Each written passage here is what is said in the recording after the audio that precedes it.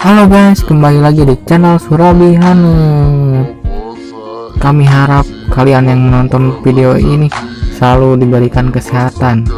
Oke, kali ini kami akan membahas Tokyo Revenger chapter 215. Akan mulai saja pembahasannya, jangan banyak bacot ya. Oke guys, kita lanjut manga Tokyo Revenger chapter 215 nya ya. Panel awal memperlihatkan Takemichi yang sudah di bengkel motor sambil mengeringkan badannya yang terkena hujan rindu, dan ia memikirkan Draken yang masuk Brahman. Si Inui pun menghampirinya. Kemudian mereka berdua pun membicarakan kejadian yang baru saja menimpa mereka. Takemichi pun menanyakan keberadaan Mamang Draken, dan si Inui pun memberitahu si Mamang Draken sedang berada di luar dengan beberapa anggota Brahman yang mungkin sedang gibahin soal si Takemichi. Takemichi ingin menghampiri mereka. Saat mau pergi keluar, si Tompel Inui mengungkapkan kekhawatirannya soal si Draken yang masuk Brahman. Karena Brahman berbeda dengan geng motor biasanya. Brahman lebih seperti organisasi Yakuza yang dikelola oleh orang dewasa. Si Inui pun menyuruh Takemichi untuk berhati-hati.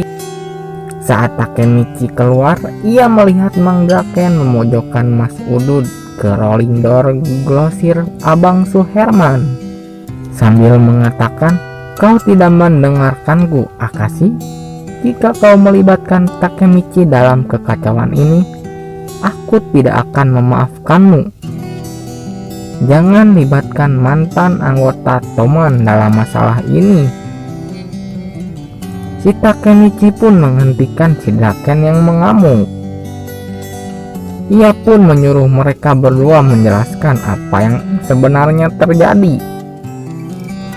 Tidak diduga, si Senju pun muncul tiba-tiba dan menjawab pertanyaan Takemichi bahwa Draken memiliki tujuan membawa Maiki kembali, alias ingin membawa Maiki ke jalan yang benar lagi. Sedangkan tujuan Brahman yaitu ingin mengalahkan geng Kanto Manji. Karena tujuan mereka yang mirip, mereka pun memutuskan untuk bersekutu. Kemudian si Mas Udud berbicara kepada Takemichi bahwa ia sebenarnya mengagumi ambisi Maiki yang ingin membuat era berandalan menggunakan geng Toman. Namun setelah si Maiki di geng Kanto, Mas Udud tidak melihat ambisi itu lagi. Ia pun merasa bahwa si Maiki akan menjadi orang jahat, dan Brahman ada untuk mengalahkan orang jahat. Karena Senju melihat ambisi si Takemichi, ia pun mengajak Takemichi bergabung ke Brahman.